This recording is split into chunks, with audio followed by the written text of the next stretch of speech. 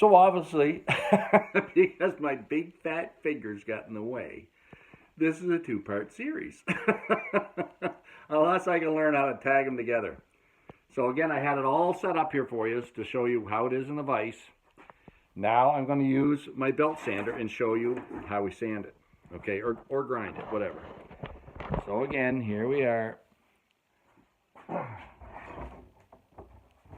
So again, my belt sander's all set up. Okay, my little device here has got this. This sticks out 1 centimeter. So I know that halfway up the axe, it's 1.2 centimeters, and I need 2.2 centimeters to give me an 18-degree angle. So that being out, one more centimeter gives me that perfectly. So I'm just going to plug her in.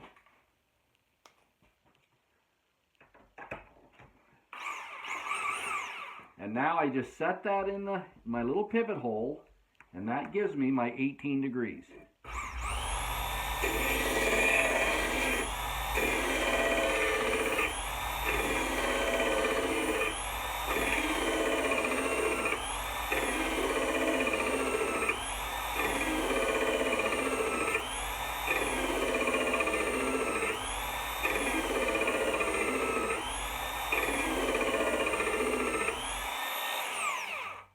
So, now a couple things I'll tell you right off the bat. Okay, number one, 18 degrees is too much, or sorry, too little. Okay, I think we want the old angle on this looks like it's about 24 degrees. Okay, now most of chopping axes I grind are between 14 and 16 degrees. Okay, sometimes I put 18 degrees on practice axes for our big China axes that the students use at the colleges. So this is set up great for that. But if you look at my axe right now, you can see the shiny part is still back here quite a ways. I'm still about a half a centimeter from the edge. So if I want this at 18 degrees, I've got a lot of grinding to do. Okay, and I probably will. I'll keep going because, of course, it takes a lot of the work out. Okay, it's not that tough to do. I just got to go back and forth, back and forth. So I'm going to keep doing it so you can see what the angle looks like. So again, this is set up perfect. And again, I'm a little bit fussy when it comes to handles and when it comes to axes. So this is going to give me a really nice finish on this axe at 18 degrees. Okay, so let's keep on going on this side.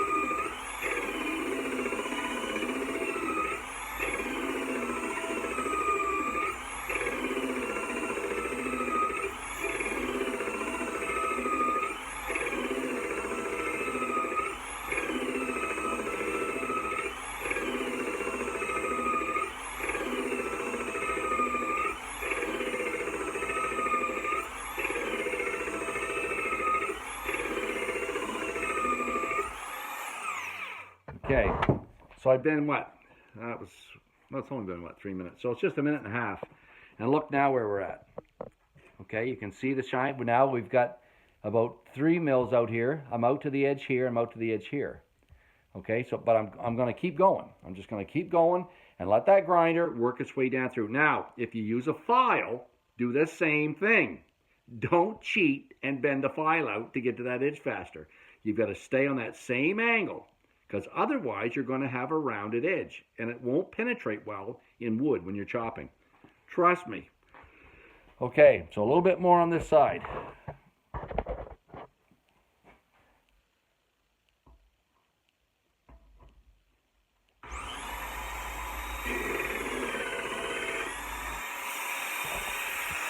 That's no good. All you can see is my back.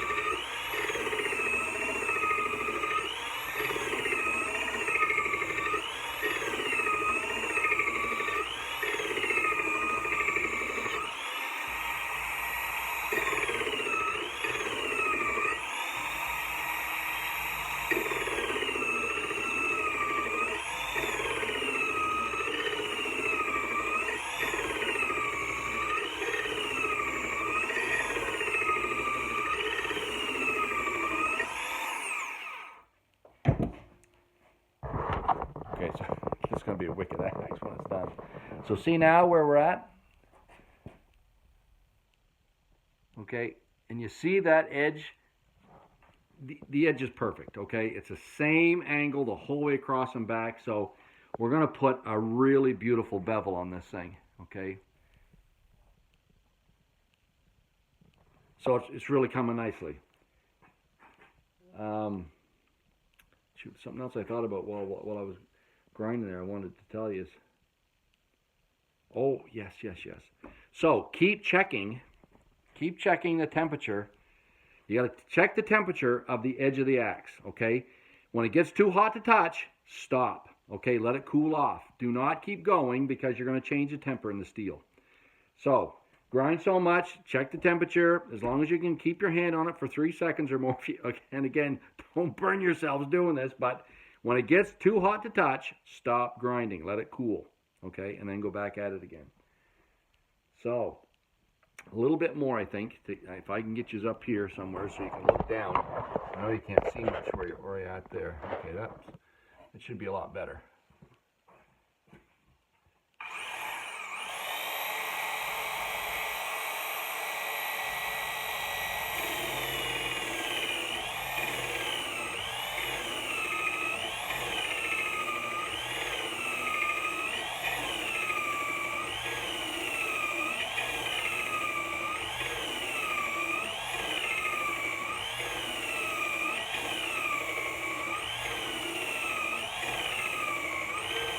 So, another word to the wise, usually you'll get to your tips before you get to the middle, depending on whether it's ground right now. And the other thing you can do, you can actually also take your file or your grinder and grind that flat out there, okay, just to get a smoother edge, but it'll get there eventually, so you don't have to worry about it.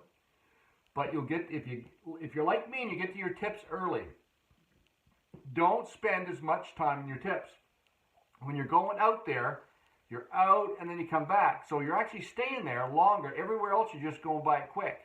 But when you get at the ends, you're going almost double there, okay, before you come back again. So you're staying there longer, which means it's going to get hotter. So you got to watch your tips especially, and make sure you don't color your tips, okay? Your heel and your toe of your axe. Okay, another big trick from the East Coast Lumberjack. You got to watch that.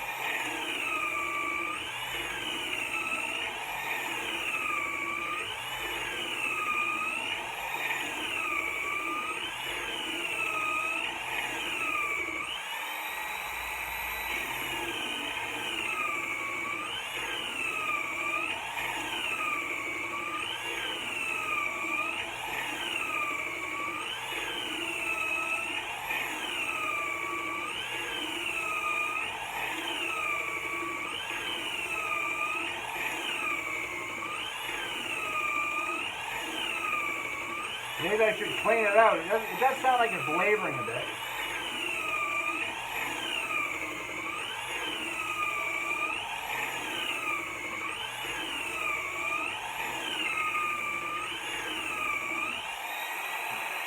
We've got a little port back here on it.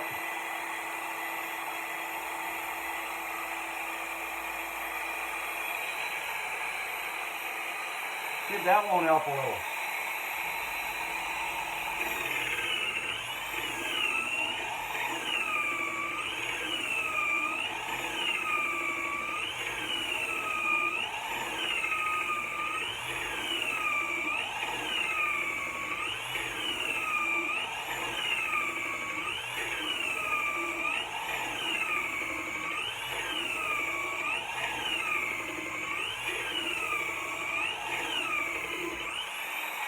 So I can tell by the width of this, usually the bevel on the end of a pole axe is about, it's anywhere from maybe 1/8 of an inch, 3/16, 1/4 inch, Usually I never see them out ½ inch. Okay, that tells me that it's got a, you know, a really significant, a really thin and fine angle. So we are going to have, by the time I'm done here, this bevel is going to be, right now, it's 1.4 centimeters, okay? So, what is that? 1.4 millimeters. I wonder if I get a... So it's ½ inch, okay? So I know that ½ inch, that's usually what we have in our chopping axes. So I guess lesson as we learn on these, 18 degrees is too much, or too little on an axe. So I would make this 24. That'll be the next thing I'll do, is try a 24 degree on this, because I think that might be closer to what you'll actually see on one of these pole axes. Because you really want durability as much as you want sharpening. So I've just got about another 1.5 millimeters to go in the center here before I'm out to the edge. So let's just go a little bit more here, see if we can't get to there.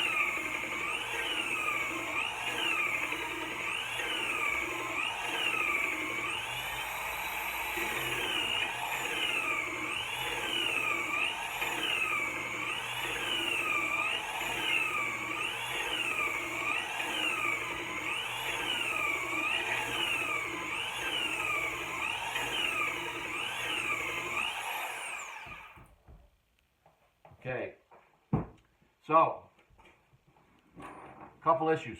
Number one, it's starting to get hot. I'm out there now, 1.6 centimeters. Okay, so it's getting to be quite a bevel. Now it's a pretty bevel.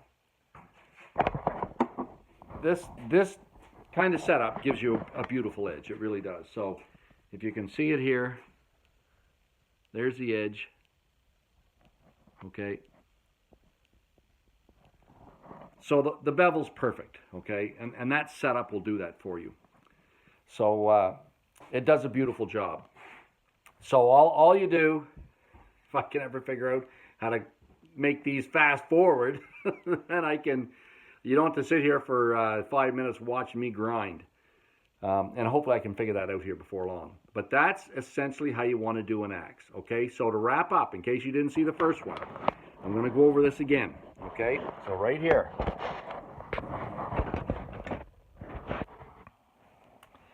If you want to put an edge on an axe, you need to know the tangent of 9 degrees, which is in here, okay?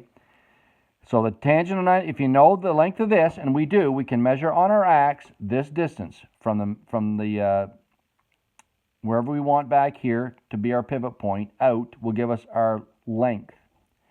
If you multiply the length, so say this is 15 centimeters.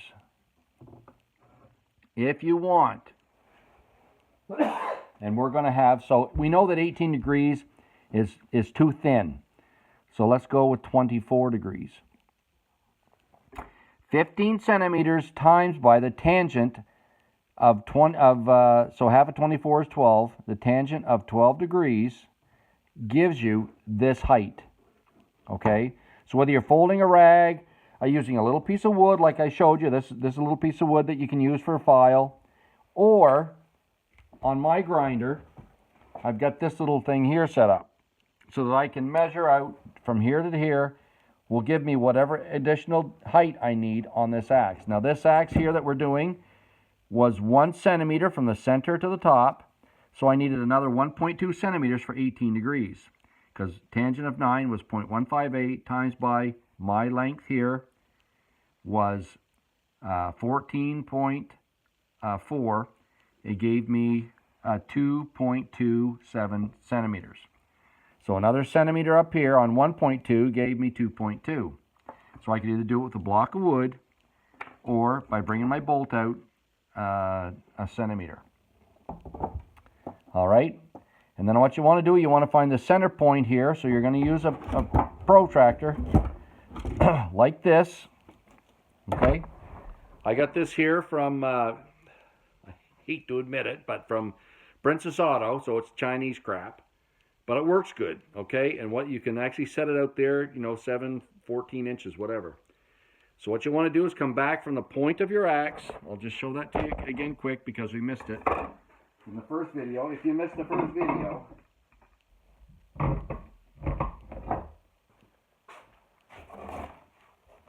so you set your axe down. You go from the toe and you get out here in the middle. Score a mark, go from the heel, do the same thing, right from the heel, score it there. Where they cross, you want to drill a pivot point. And once you have that pivot point, when you run your protractor here, you'll see that it gives you a perfect circumference.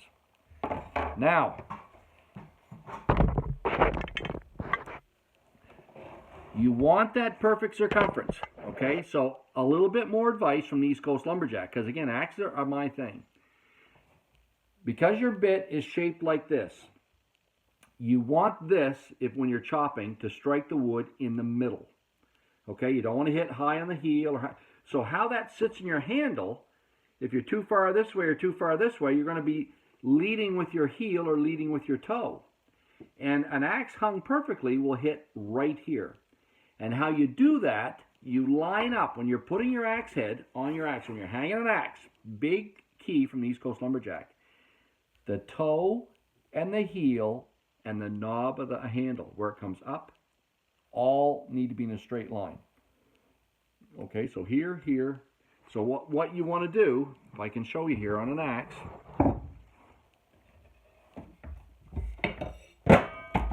here's one of ours. It needs a little grinding. Okay? But what we do when we put the handle on, you want to take a straight edge and line up the toe and the heel with this right here, top of the handle. Okay? Now it's an ugly handle. It's a composite. I know it's hard to believe it's in the East Coast Lumberjack shop, but I don't mind experimenting with stuff. This came from a guy in Nova Scotia. He started making them a few years ago, but they're not a bad handle. I don't know. Anyways, there's lots of issues. But nonetheless, that's what you want to line up. The top of this with these two here. Okay, so when you're hanging on your axe, not only does it have to be straight in line, the bit needs to be straight in line with the bottom of your handle right here in the middle. It also needs to be straight between this point, and this. Okay, so lots of information in this week's video. Be sure to subscribe to my channel. There's lots more coming up. We've still got to open the box of stones. I've got them in. Actually, I'm dying to open those things because they're beautiful stones. And I want to try them. So once I get this finished grinding, rather than just sit here and you guys watch me grind for an hour, I'll finish that up. When it's done, we're going to come back and open the stones. I'm going to finish this axe with those stones. So, as you can tell, whoops, that's what I did with a file. Okay, now if I shine the light across that, you can see there's a couple of different edges there. Okay, so we kind of didn't stay perfect.